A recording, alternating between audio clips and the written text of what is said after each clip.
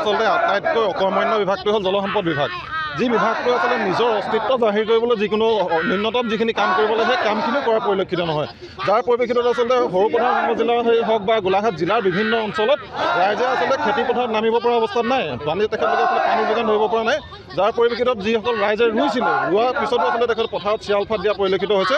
আৰু এই বিভাগটো যি অকৰ্মণ্য এটা বিভাগ, সেই বিভাগটোৱে আচলতে খেতিয়কৰ মৰ্মবেদনা বুজি নোপোৱা এটা বিভাগ। তেখেতলোকে যেনেধৰণে আচলতে খেতিয়কক তেখেতলোকে পানী যোগান ধৰিব লাগিছিল, তেনেধৰণৰ কোনো তেখেতৰ তৎপৰতা দেখিবলৈ পোৱা নাই। সেয়ে আমি আজি কাৰ্যসূচীৰ জৰিয়তে তেখেতলোকক ধিক্কাৰ জনাইছোঁ, গৰিহণা দিছোঁ। আৰু এটা কথা আহ্বান জনোৱাৰ পিছত যে তেখেতলোকে ৰাইজৰ কাষত থাকি ৰাইজ উপকৃত হোৱাকৈ তেখেতলোকে কাম কাজত জড়িত হওক, নহ'লে কিন্তু আমি ছাত্ৰ সন্থাই ইয়াতকৈ তীব্ৰ কাৰ্যসূচী গ্ৰহণ কৰিবলৈ বাধ্য হ'ম। আজি সদৌ অসম ছাত্ৰ সন্থাৰ আহ্বানত আমি সদৌ গোলাঘাট জিলা ছাত্ৰ সন্থাই খেতিপথাৰত উপযুক্ত জলসিঞ্চনৰ ব্যৱস্থা আৰু জলসিঞ্চন বিভাগৰ ব্যৰ্থতা প্ৰতিবাদত জিলা সদৰে বিক্ষোভ কাৰ্যসূচী ৰূপায়ণ কৰিছোঁ। ইতিমধ্যে বছৰৰ প্ৰথমটো বানে গৰকি পেলাই গোলাঘাট জিলাখনৰ বিস্তীৰ্ণ অঞ্চলৰ খেতিৰ বাবে অনুপযোগী কৰি তুলিছে। তাৰ লগে লগে গোলাঘাট জিলাখনৰ ধনশিৰি সমজিলাৰ অন্তৰ্গত চুঙাজান নাওজান অঞ্চলেই হওক, দেৰগাঁও সমজিলাৰ গুৰুযোগিনা মৌজাকে ধৰি বিভিন্ন অঞ্চলেই হওক, বোকাখাট সমজিলাৰ বিভিন্ন প্ৰান্তৰ খেতিপথাৰত পৰ্যাপ্ত পানীৰ অভাৱত কৃষকসকলে খেতি কৰিব পৰা নাই। অসম চৰকাৰ বিয়াকমে জলসিঞ্চন বিভাগটো থকাৰ পিছতো আচলতে কি কাৰণে তেওঁলোক পানী যোগানত ব্যৰ্থ হৈছে সেই তাৰ প্ৰতিবাদত আমি আজি ইয়াত প্ৰতিবাদী কাৰ্যসূচী ৰূপায়ণ কৰিছোঁ। আৰু অতি শীঘ্ৰে দাবী জনাইছোঁ যাতে সাধাৰণ খুটি খোৱা কৃষকসকলক পানীৰ সুব্যৱস্থা কৰি তেওঁলোকক ন্যায্যতা প্ৰদান কৰক। সেয়াই আমাৰ দাবী।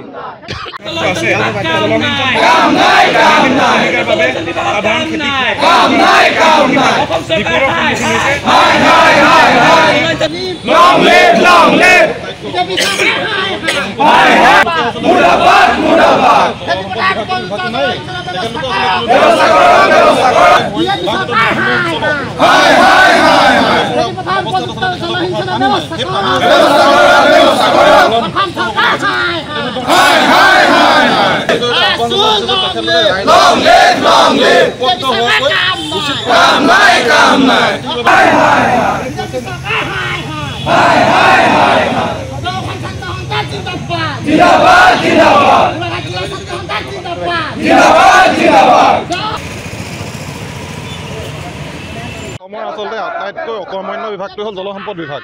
যি বিভাগটোৱে আচলতে নিজৰ অস্তিত্ব জাহিৰ কৰিবলৈ যিকোনো ন্যূনতম যিখিনি কাম কৰিব লাগে সেই কামখিনিও কৰা পৰিলক্ষিত নহয়। যাৰ পৰিপ্ৰেক্ষিতত আচলতে সৰুপথাৰ উপজিলা হওক বা গোলাঘাট জিলাৰ বিভিন্ন অঞ্চলত ৰাইজে আচলতে খেতিপথাৰত নামিব পৰা অৱস্থাত নাই। তেখেতলোকে আচলতে পানী যোগান ধৰিব পৰা নাই। যাৰ পৰিপ্ৰেক্ষিতত যিসকল ৰাইজে ৰুইছিলে, ৰোৱাৰ পিছতো আচলতে তেখেত পথাৰত চিৰাল ফাট দিয়া পৰিলক্ষিত হৈছে।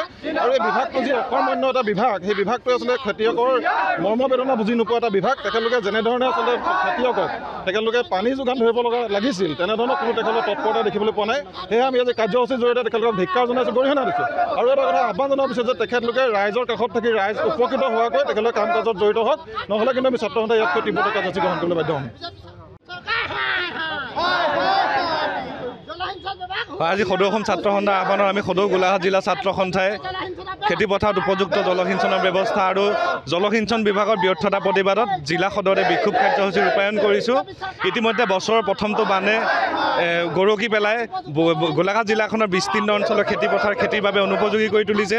তাৰ লগে লগে গোলাঘাট জিলাখনৰ ধনশিৰি সমজিলাৰ অন্তৰ্গত চুঙাজান নাওজান অঞ্চলেই হওক, দেৰগাঁও সমজিলাৰ গুৰুযোগিনা মৌজাকে ধৰি বিভিন্ন অঞ্চলেই হওক, বোকাখাট সমজিলাৰ বিভিন্ন প্ৰান্তৰ খেতিপথাৰত পৰ্যাপ্ত পানীৰ অভাৱত কৃষকসকলে খেতি কৰিব পৰা নাই অসম চৰকাৰ বিয়াকমে জলসিঞ্চন বিভাগটো থকাৰ পিছতো আচলতে কি কাৰণে তেওঁলোক পানী যোগানত ব্যৰ্থ হৈছে সেই তাৰ প্ৰতিবাদত আমি আজি ইয়াত প্ৰতিবাদী কাৰ্যসূচী ৰূপায়ণ কৰিছোঁ আৰু অতি শীঘ্ৰে দাবী জনাইছোঁ যাতে সাধাৰণ খুটি খোৱা কৃষকসকলক পানীৰ সুব্যৱস্থা কৰি তেওঁলোকক ন্যায্যতা প্ৰদান কৰক সেয়াই আমাৰ দাবী যিকোনো খবৰৰ বাবে যোগাযোগ কৰক 7099017330 লগতে 7099017110 নম্বৰত